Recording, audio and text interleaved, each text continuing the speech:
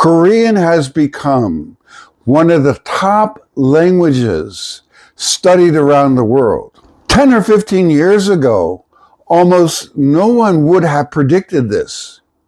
Korean was rarely offered in schools.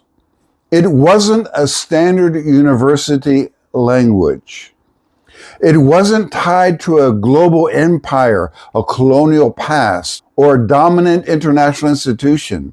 And yet today, Korean consistently appears among the most studied languages in the world. So, how did that happen?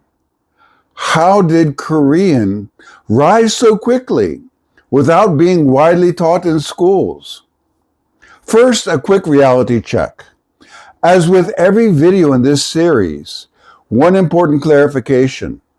There is no single global authority ranking languages by number of learners.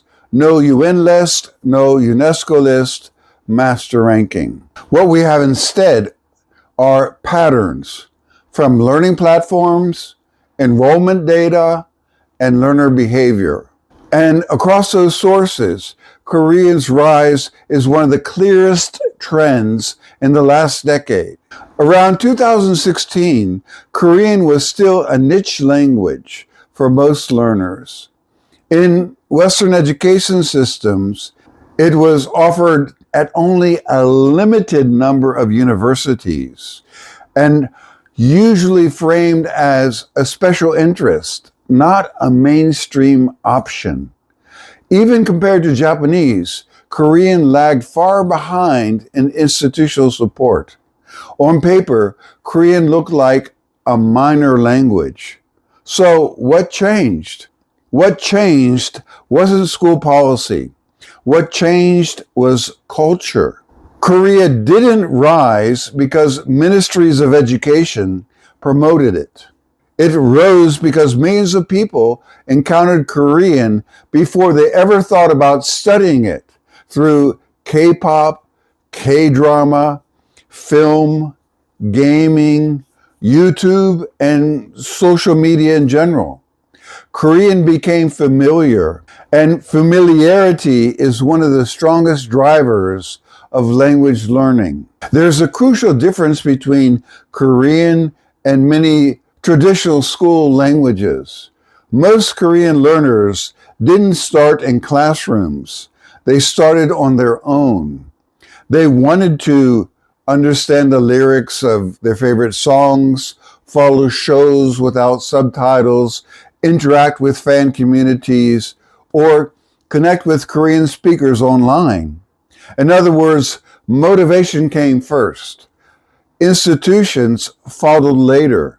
Korean's rise tells us something important about language learning today. Languages don't spread simply because they're important. They spread because people can imagine themselves using them. And Korean offers a strong emotional connection, a visible cultural presence, and early rewards, even for beginners.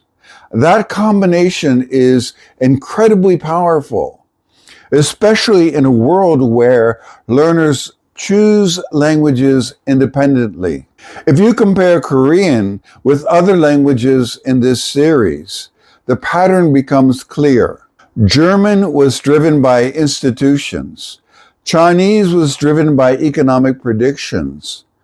Japanese was driven by culture and reinforced by institutions. Korean was driven by people, not because anyone told them to learn it, but because they wanted to. So if you haven't studied Korean, are you also interested in studying it? I've been studying Korean on and off for many years, at least 45 years, I have to admit. And I've made a number of videos which include Korean, as well as comparing Japanese to Korean. So you might want to take a look at that video to learn more about the language if you haven't started it yet. Or even if you do speak Korean, then you can see in that video and another video that I made about the kanji ken, in other words, languages that use Chinese characters sometime in their history. And in this video, you can see how studying one or more of these languages, all forms of Chinese, Vietnamese, Korean, and Japanese, will help you learn the others. So take a look and start the journey if you haven't already. Thank you for listening, and see you in the next video. If you're passionate about languages and cultures, head over to polyglotdreams.com, where you'll find my memoir, A Life in 30 Languages.